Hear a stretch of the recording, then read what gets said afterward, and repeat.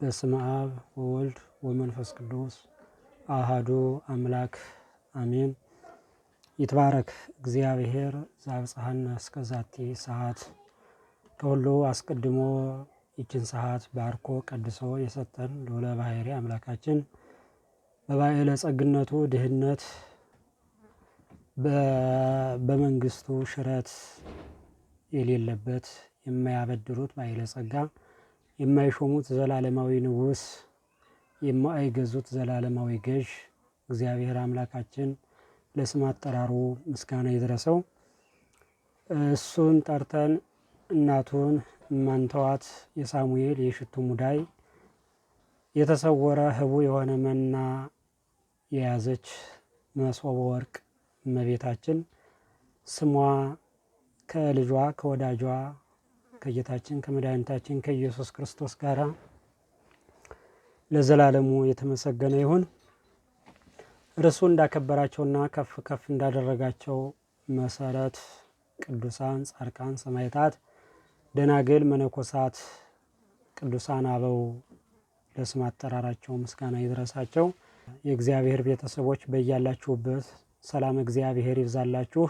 ጌታችን የመድኃኒታችን የኢየሱስ ክርስቶስ ጾም በመባል የሚታወቀው ከሰባቱ አጽዋማት አንዱ የሆነውን አብይ ጾምን በዛሬውን ዕለት 5ኛ ሳምንት እያከበርን እንገኛለን። 8 ሳምንታትን ይይዛሉ። አንደኛው ዘወረደ፣ ሁለተኛው ቅድስት፣ ሶስተኛው ምኩራብ፣ አራተኛው መጻጉዕ፣ አምስተኛው እና ዛሬ የያዝነው ደብረ ዘይት በመባል ይታወቃል።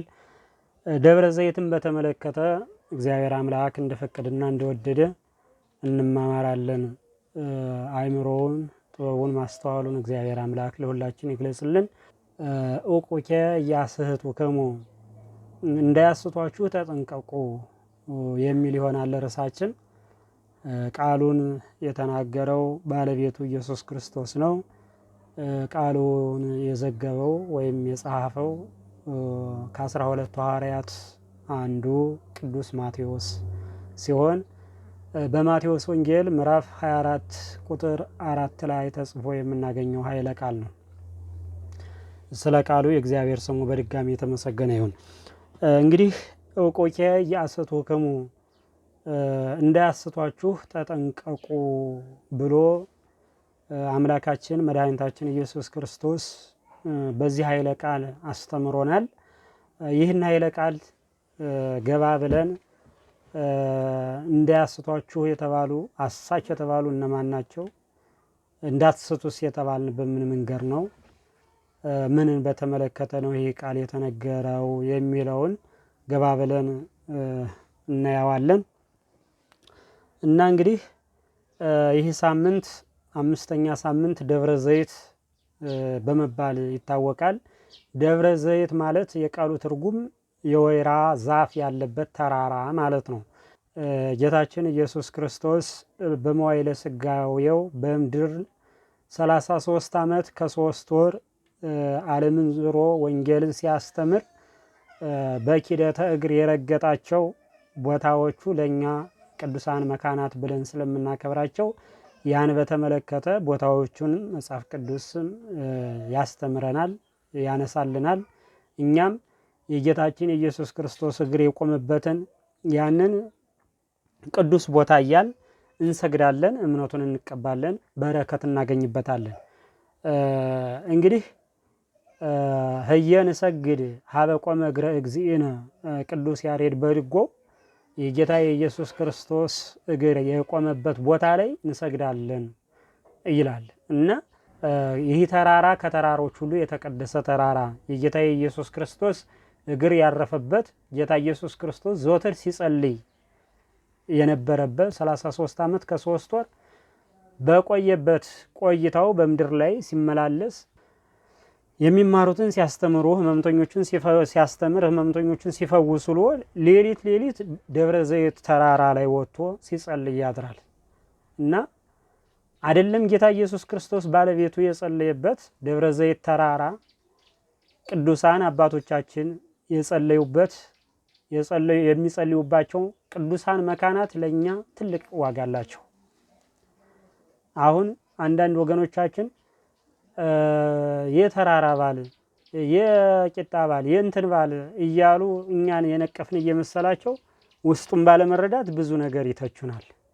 ነገር ግን የጌታ የኢየሱስ ክርስቶስ እግር ከቆመበት ቦታ በላይ ምን ቦታ አለ?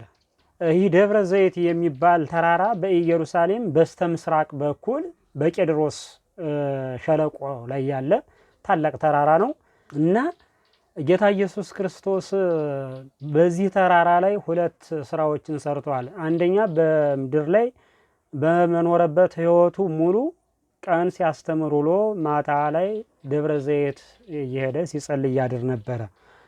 እሱ ለኛ ትልቅ የተቀደሰ ቦታ ነው። ጌታችን ኢየሱስ ክርስቶስ የጸለየበት ከባህሪያችንን ባህሪ አድርጎ ከሰማየ ሰማያት ወርዶ ከድንግል ማርያም ተወልዶ እኛን ለማዳን ሰው በሆነበት በመዋዕለ ሥጋዌው ወቅት ስለኛ ደካማ ስጋን የኛን ደካማ ስጋ ገንዘብ እንዳደረገ ለማጠየቅ ለአቡ ጠብ እስከሚል የሰገደበት የጸለየበት ቦታ ስለሆነ ይህ ቦታ ለኛ የተለየ ቅዱስ ስፍራ ቦታ ብለን በዚህ መልኩ በዓሉን እንዘክረዋለን እና ዋናው ነገር እሱ ነው። ሁለተኛው ጌታ ኢየሱስ ክርስቶስ በዕለተ ምጽአት ሲመጣ በደብረ ታቦር እንደሚቀመጥ መጻሕፍት ይነግሩናል።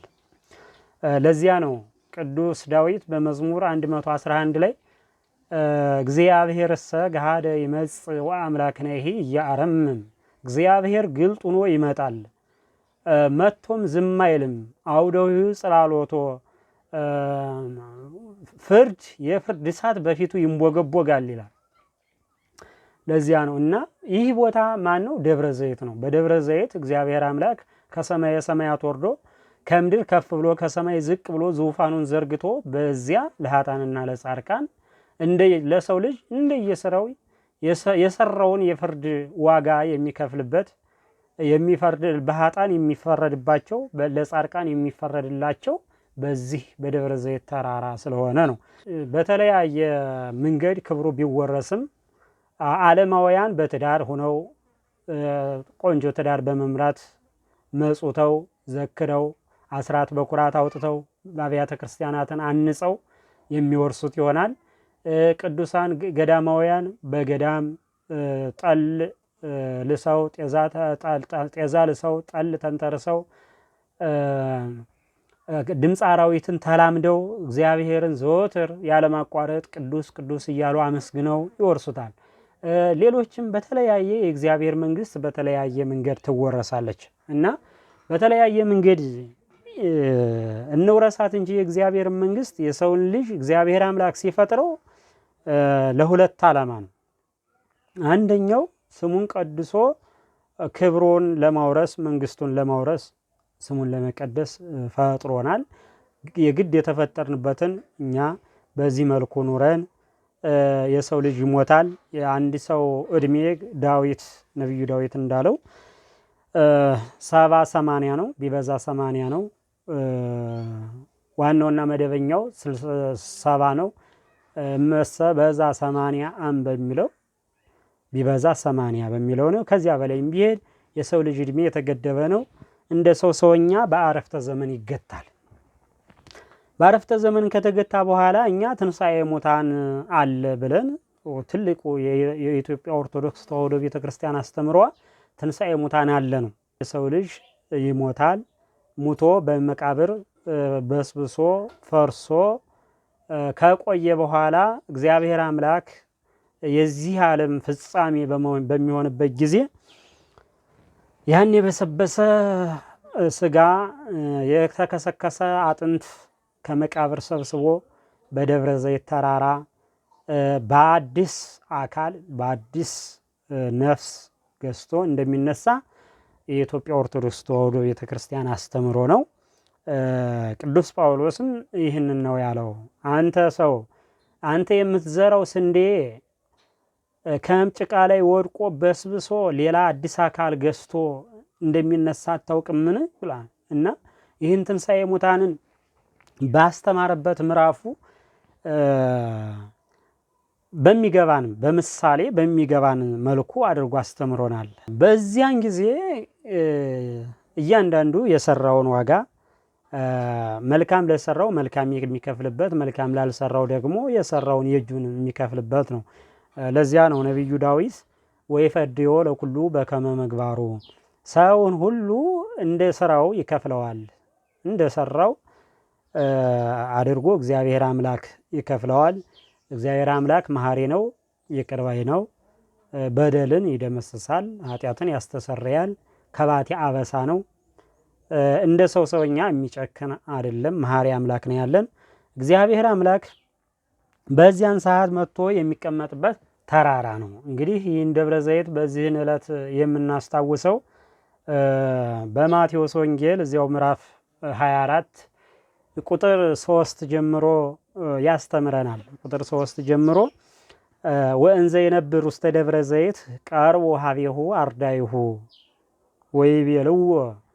ወይቤሎሙ ኦቁኬ ያስሕቱክሙ ወንበሩ ድለዋኒክሙ ብዙሃን ይመጽኡ በስምየ እንዘ ይብሉ አነ ውእቱ ክርስቶስ ይለናል። እንግዲህ ይህ ማለት በደብረ ዘይት ተቀምጦ ሳለ ነው የሚለን። በደብረ ዘይት ተቀምጦ ሳለ ደቀ መዛሙርቱ ቀርበው ባለመዋሎቹ እንድርያስን ጨምሮ ቀርበው አቤቱ ንገረን እስኪ የምትመጣ መቼ ነው? ምጽአትህ መቼ ነው? ብለው ጠየቁት። በእውነት ከጌታ ስር ቁጭ ብለው የተማሩ ደቀ መዛሙርቱ እድለኞች ናቸው።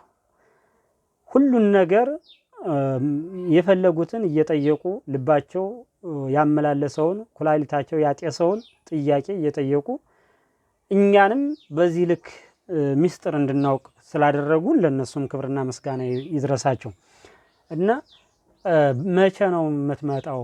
ምጽአትህ በምን ይሆናል? ምልክቱስ ምንድን ነው? እስኪ ንገረን ብለው ከዕለታት አንድ ቀን ጠየቁት።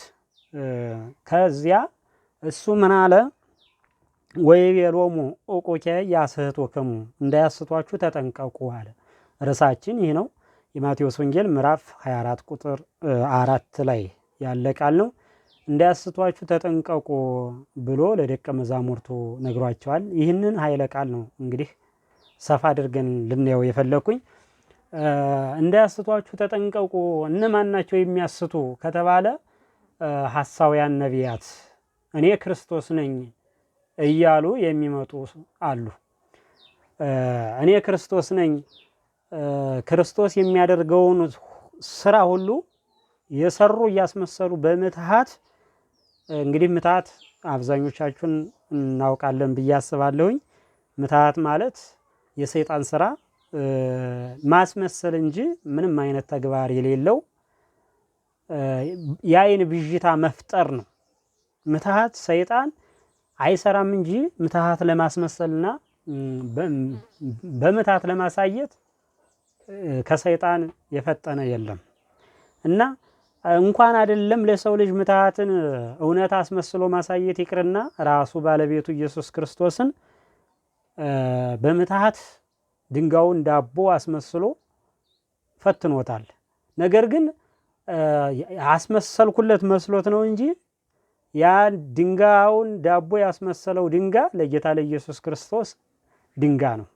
ለዲያብሎስ ግን የሚመስለው የነበረ ሌሎቹን ሰዎች እንደሚሸነግልበት፣ ሌሎቹን ሰዎች እንደሚያታልልበት ያ ድንጋይ ለጌታ ለኢየሱስ ክርስቶስም ዳቦ መስሎ የሚታየው መስሎት ነበረ። ነገር ግን ክብር ይግባውና ባለቤቱ ኢየሱስ ክርስቶስ የሰይጣንን ሐሰት ጠንቅቆ ስለሚያውቅ ሰይጣን ድንጋይ አስመስዬ ዳቦ አስመስዬ አሳየውት ያለውን ድንጋይ ጌታ ኢየሱስ ክርስቶስ ድንጋይ እንደሆነ ነው የሚያውቀው። እና ምን ለማለት ፈልጌ ነው? ራሱን ባለቤቱን ሳይቀር በምትሃት የፈተነበት መንገድ አለ አይደለም የሰውን ልጅ። ዛሬም ቢሆን በተለያየ መንገድ በምትሃት በማስመሰል በሐሰት በሽንገላ ያው በአዳም ልጅ ተሰራጭቶ ያለ እሱ ነው። አሁን ዛሬ ላይ የሚያስመስለው የሚታየው ነገር ነው እንጂ የበዛ እውነታ የሆነ ነገር የለም። ይህ ደግሞ የሰይጣን ስራ ምን ያክል እየተስፋፋና ስር እየሰደደ እንደሆነ የሚያሳይ ነው። እና ይህንን ነው ባለቤቱ ኢየሱስ ክርስቶስም ለደቀ መዛሙርቱ አጥብቆ የነገራቸው። ዲያብሎስ የሐሰት አባት የሐሰት መገኛ ስለሆነ ማስመሰል ስለሚወድ ሽንገላ ስለሚወድ እንዳያስቷችሁ የእሱ የግብር ልጆች እንዳያስቷችሁ። ዲያብሎስ ቅዱሳን ሐዋርያት በግብር አስመስለው በትምህርት አሳክለው የወለዷቸው ቅዱሳን አባቶቻችን መምህራን ወንጌል ቢኖሩም እንኳን ዲያብሎስ ደግሞ በበኩሉ በሐሰት እሱን አስመስሎ እሱን አሳክሎ የወለዳቸው የዲያብሎስ የግብር ልጆች በጣም ብዙ ናቸው። በጣም ከጊዜ እየበዙ የሄዱበት ሁኔታ ነው ያለ እና በዚህ በዮሐንስ ወንጌል ምዕራፍ 8 ላይ አንትሙ ሰማዕክሙ ሰይጣን አንትሙ ወፍትወቶ ለአቡክሙ ተፈቅዱ ትግበሩ፣ እናንተስ የአባታችሁ የዲያብሎስ ልጆች ናችሁ፣ የእሱንም ስራ ልታራምዱ ትወዳላችሁ ብሎ እግዚአብሔር አምላክ በወንጌሉ የገሰጸበት መንገድ አለው እና ለዲያብሎስ የግብር ልጆች ለሰይጣን የግብር ልጆች ማስመሰል ቀላላቸው ነው። ዛሬም እኛ የምናያቸው ብዙ ነገሮች አሉ። ብዙ የምንታለልባቸው ህዝበ ክርስቲያኑ በጣም የኛ ህዝበ ክርስቲያን የዋህ ነው። መርጦ ማየት መርጦ ማወቅ አይችልም እና ብዙ የምንታለልባቸው የምንሸወድባቸው መስለው የሚታዩ ነገሮች ብዙ ነገሮች አሉ። ነገር ግን ባለቤቱ ኢየሱስ ክርስቶስ በወንጌል አጥብቆ የነገረን አስመ ፀሐይን በእጃቸው እስከ መያዝ ድረስ የክብር ዙፋን እስከ መዘርጋት ድረስ አስመስለው የሚታዩአችሁ አሉ፣ ከነሱ ተጠንቀቁ ነው ያለ እና ጌታ ኢየሱስ ክርስቶስም ሐዋርያት በዛን ወቅት ገና መንፈስ ቅዱስ ወርዶላቸው በእውቀት ስላልጎለበቱ በአእምሮ ስላልጎለመሱ ከብልየት ስላልታደሱ እንደ ሰውኛ ይነግራቸዋል። ብዙ ሐሰተኞች ነቢያት ይመጣሉ፣ እነሱ እንዳያስቷችሁ ተጠንቀቁ እያለ ሲያስተምራቸው ነበር። በሐዋርያት ለኛ ነው የተነገረን። እንግዲህ ይሄ ቃል በጊዜው ለሐዋርያት የተነገረው ቃል ዛሬም እኛ ላይ ትልቅ ስራ ይሰራል። ከሐዋርያት በላይ ስራ የሚሰራ ዛሬም እኛ ላይ ነው። ብዙ መምህራን ሳይሆኑ መምህራንን የሚሉ አሉ። ባልዋሉበት ፊልድ ተሰማርተው በሽንገላና በማስመሰል ብቻ የሚኖሩ የሚንቀሳቀሱ የሰይጣን የግብር ልጆች አሉ። እግዚአብሔር አምላክ ከነሱ ይጠብቀን። መቼም ቢሆን የኛን የሆነ ሀብትና የኛ የሆነን ነገር ከመምረጥ ወደ ኋላ ከማለት እንቆጠብ። የኛን የሆነ ማወቅ የሚያስተምረን መምህራኖቻችንን ማወቅ፣ ትውፊታችንን ዶግማችንን ማወቅ፣ ቤተክርስቲያናችንን ማወቅ፣ መጻሕፍቶቻችንን ዶግማ የቀኖና መጻሕፍቶቻችንን የሥርዓት መጻሕፍቶቻችንን ማወቅ እሱ ለክርስቲያን ልጆች ለኦርቶዶክስ ልጆች ተገቢ ነው። ትውልዱ ዛሬ ላይ ሁሉን ነገር በፈለገው መንገድ ማግኘት የሚችልበት አጋጣሚ ነው። መጻሕፍቶችን ማንበብ ይቻላል፣ መምህራኖችን መጠየቅ ይቻላል፣ ትምህርት መከታተል ይቻላል። ብዙኃን ይመጽኡ በስሜ እንዘ ይብሉ አነ ውእቱ ክርስቶስ፣ እኔ ክርስቶስ ነኝ እያሉ የሐዋርያትን ትምህርት እያስተባበሉ በክርስቶስ ላይ የሚያብሉ መምህራንን የሚያሳብሉ በመምህራን ላይ የሚያብሉ በመምህራን ትምህርት የሚያብሉ መምህራንን ሳይቀር እንኳን የሚያሳብሉ ሐሰተኞች ነቢያት ይመጣሉ። ከነሱ ተጠንቀቁ ነው ያለ። እውነቴን ነው። ዛሬም ቢሆን መምህራንን የሚያሳብሉ መምህራንን ብለው የመምህራንን ትምህርት የሚያሳብሉ በመምህራን ላይ የሚያብሉ እልፍ ሰዎች አሉ። እልፍ ሰዎች እናንተም እንኳን የምታውቋቸው በማህበራዊ ሚዲያ የአብነት ትምህርት እንኳን ገፈታ ቀምሰናል ብለው የሚያስቡ ሰዎች ዛሬ የእናት ጡት ተናካሹ ነው ቅድስት ቤተክርስቲያንን ሲከሱ የሚውሉበት ብዙ ሚዲያ እንዳለ እናንተም ታውቃላችሁ። ከዚህ ነው ክርስቶስ ተጠንቀቁ ያለ።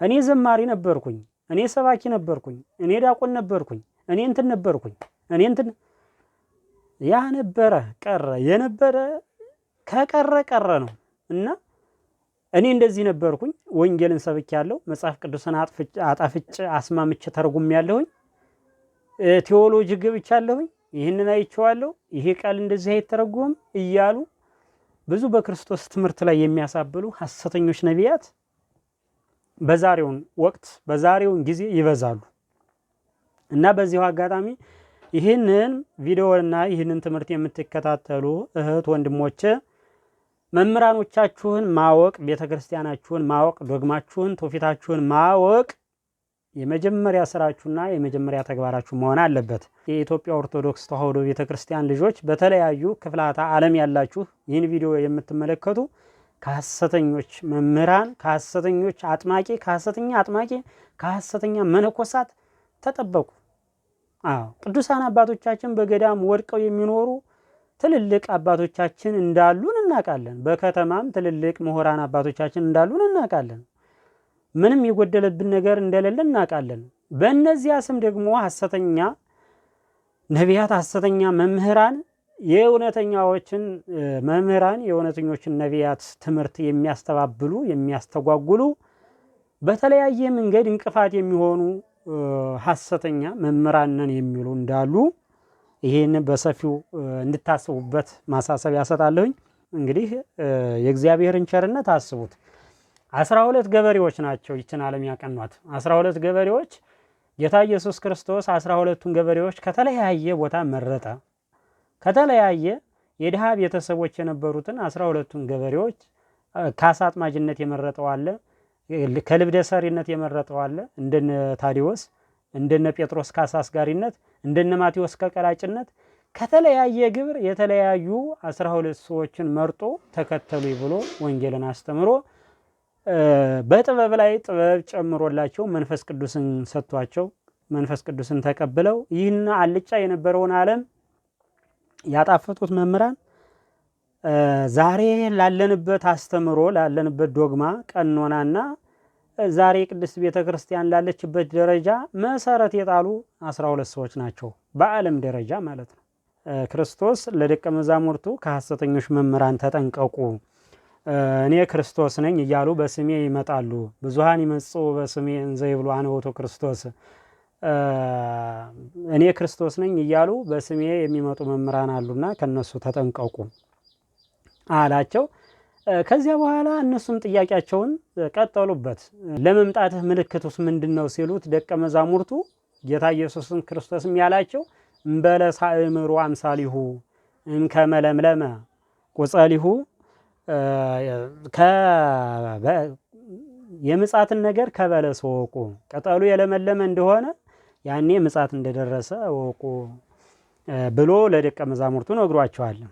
በለስ የተባለች ቤተ እስራኤል ናት ነው የሚል። ቤተ እስራኤል ማለት በኢየሩሳሌም ያሉ የያዕቆብ ነገድ የሆኑ የአንድ ጎሳ ትውልድ ማለት ናቸው እና እነሱ በስብከቱ ወንጌል ይህ ወንጌል በዓለም ዳርቻ ይሰበካል።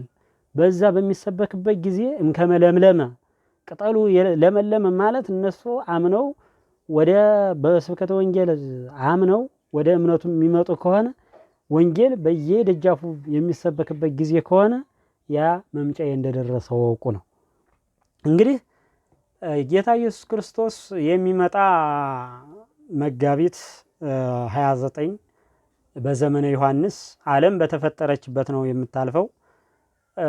የተፈጠረችው በዘመነ ዮሐንስ መጋቢት 29 ዕለተ እሁድ በእሁድ ቀን ተፈጥራለች።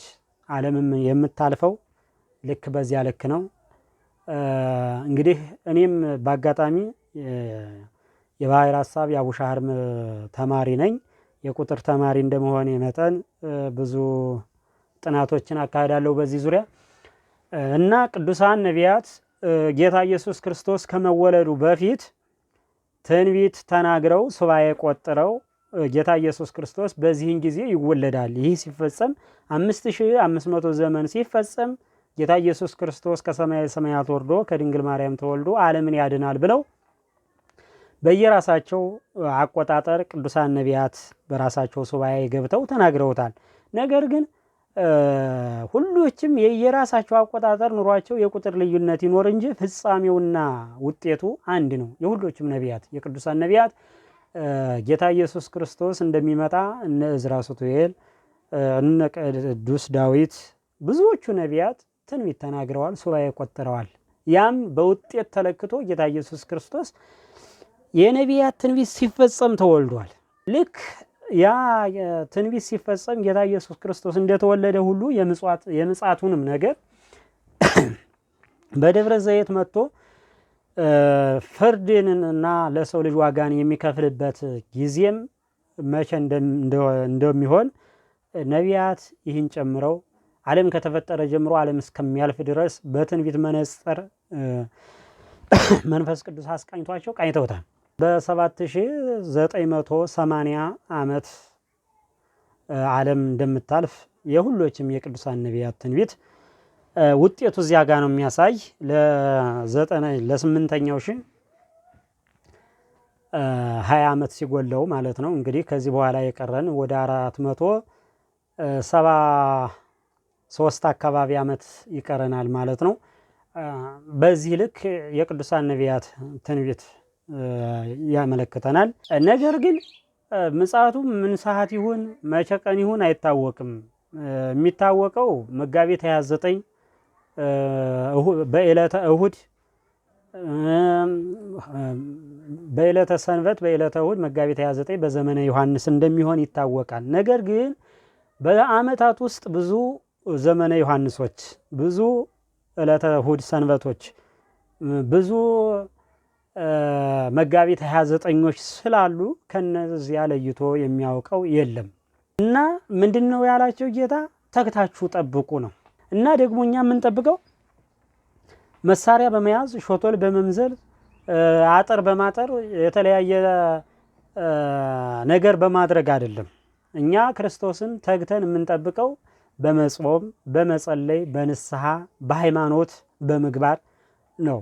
እንግዲህ ተግታችሁ ጠብቁ የተባልን ይህ ነው። እኔ አሁን ክርስቶስ የሚመጣበት ቀን ስለማይታወቅ መቼም ቢሆን አንድ ክርስቲያን ዘወትር ማድረግ ያለበት ከህሊናውና ከክርስቶስ ጋር ህሊናው ከክርስቶስ ጋር መሄድ አለበት። ለነገ ለዛሬ ሳይል ንስሐ መግባት አለበት።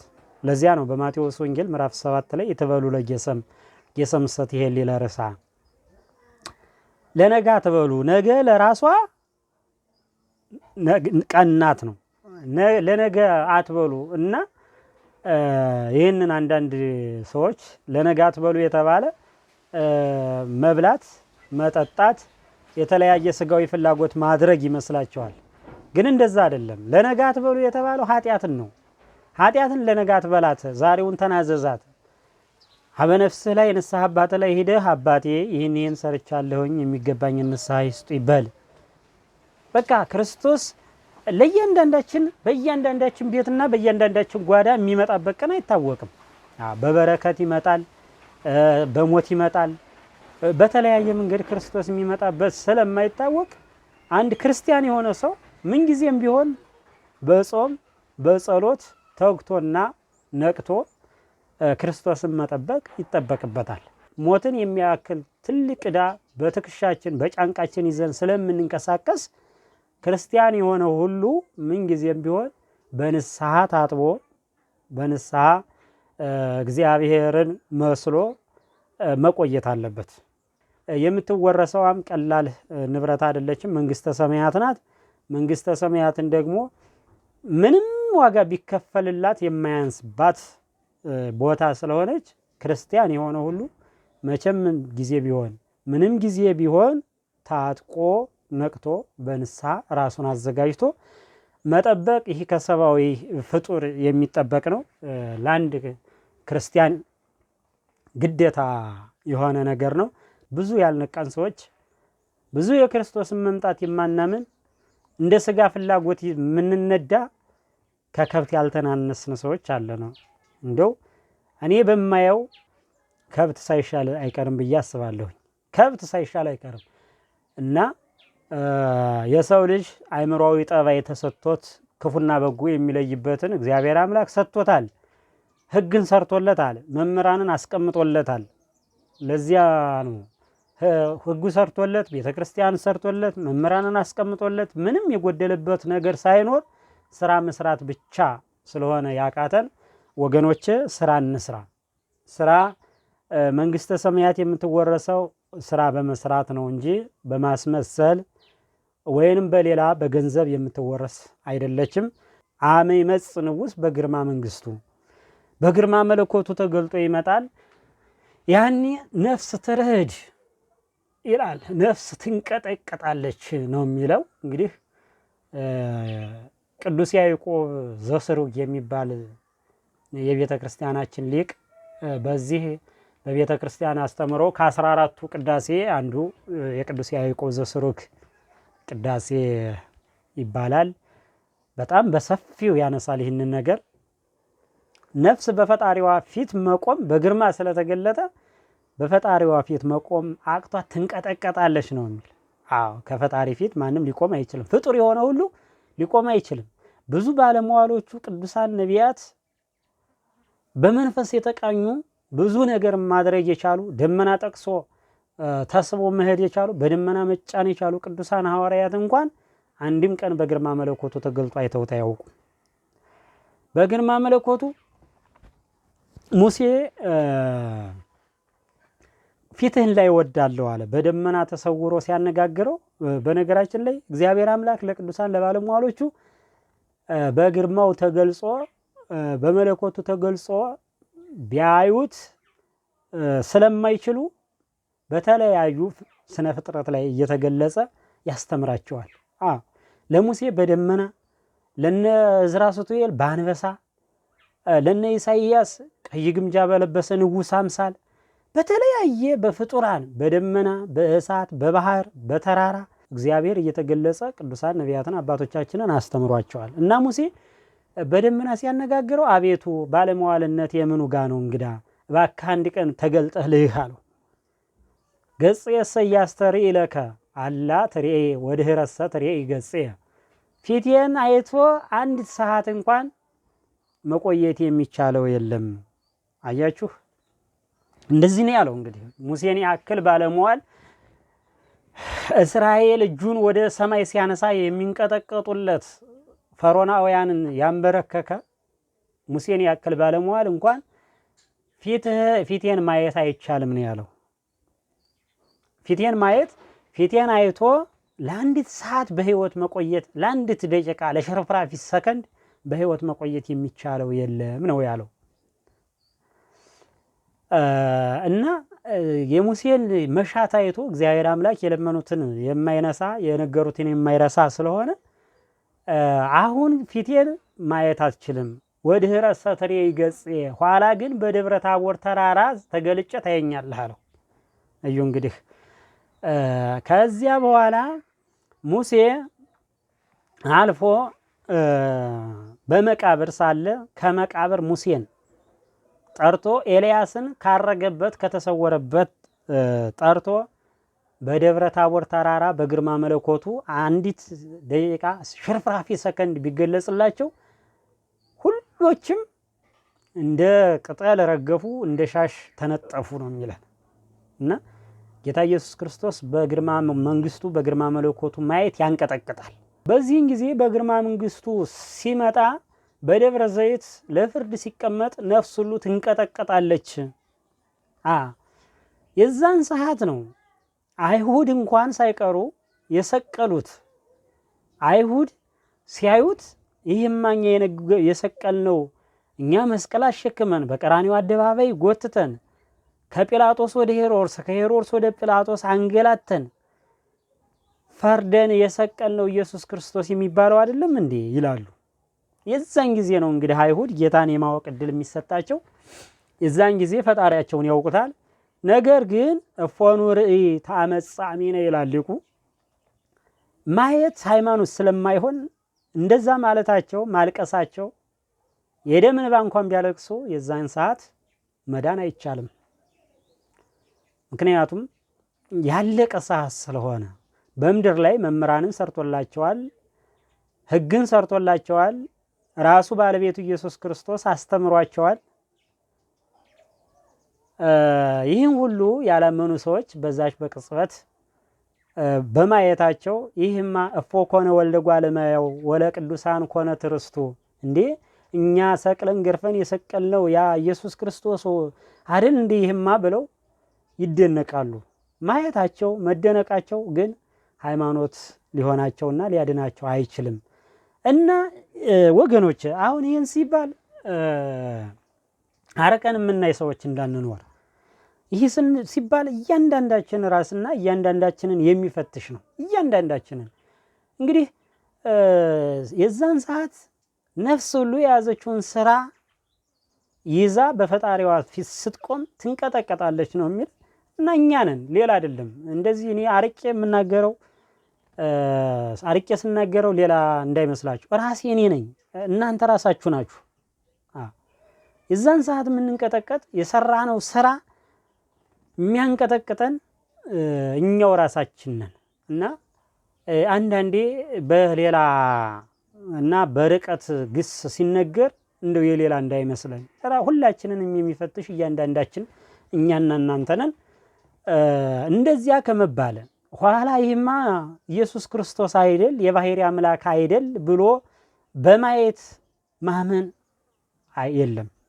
በማየት ማመን የለም። አንዳንዶች እምነት በማየት እየመሰላቸው የታየኸው ፈጣሪ ኢየሱስ ክርስቶስ መሆኑን የታየኸው ታየሁትማ ምኑን አምላክ ሆነኝ፣ ታየሁትማ በእኔ ከገደብኩት እኔ የምገመግመው እኔ የምለካው ከሆነ ከእኔ በላይ ከህሊና በላይ ካልሆነ በምን አምላክ ምንጊዜም ቢሆን ከህሊና በላይ ነው። ከዓለም ከአድማስ ባሻገር ነው። ዓለምን በመሃል እጁ የያዘ ነው ይታወቃል። ዓለም ስላሴ ዓለም በስላሴ መሃል እጅ መዳፍ የተያዘ ነው። ለዚህ ዓለም የሆኑ ስላሴ ናቸው። ለዚህ ነው ደራሲው ዓለማተ ዓለም ስላሴ ዘአልብክሙ ዓለም፣ የዓለም ዓለማት የሆናችሁ ስላሴ ለእናንተ ዓለም የሌላችሁ፣ ለዚህ ዓለሙ ስላሴ ናቸው። ለዓለመ ስላሴ ለስላሴ ዓለም ግን ዓለም የለውም። ዓለማቸው ራሳቸው ናቸው። ስለዚህ እስከዚህን ድረስ ነው። ከህሊና በላይ ነው የኛ አምላክ። በህሊና የሚለካ በህሊና የሚጨበጥ በእውቀት የሚገደብ የሚታወቅ ነገር የሚጨበጥ ሳይሆን ከህሊና በላይ ነው። ከህሊና በላይ ስለሆነ ይህን ጊዜ እኛም አውቀን ኋላ አይተን ይሄ ኢየሱስ ክርስቶስ ነው እንዴ ብለን ከመጸጸት ከመቆርቆር ራሳችንን ለንስሐ አዘጋጅተን ይህ ቀን የንስሐ ቀን ነው። እያንዳንዳችን የቻልን ንስሐ ገብተን ከንስሐ አባታችን ቀኑና እየተቀበልን በንስሐ ጊዜያችንን ዘመናችንን እንዋጀው። የሰው ልጅ ተሰባሪ ነው። ዋስትናችን ኢየሱስ ክርስቶስ ነው። ኢየሱስ ክርስቶስ ደግሞ በቃ ባለን ጊዜ በአረፍተ ዘመን ገጥቶን ይህንን የምናየውንና የምንጨብጠውን ዓለም የምንዳሰሰውን ቁስ በማይታይ በማይጨበጥ በማይዳሰስ መንፈሳዊ ሕይወት ይቀይረዋል። ለዛ ሕይወት ግን ምን ያክል ተዘጋጅተናል ነው። ቅዱስ ጳውሎስ ሲያስተምር በከመ አነ መሰልክዎ ለክርስቶስ አንትሙሂ ተመሰሉ ኪያየ፣ እኔ ክርስቶስን እንደመሰልኩት እናንተም እኔን ምሰሉ ያለ ለዚያ ነው። እና ክርስቶስን መስለን በሰራልን ሕግ ባስቀመጠልን መምህራን ተመርተን የመንግስቱ ወራሾች እንድንሆን መልካም ፈቃዱ ይሆንልን።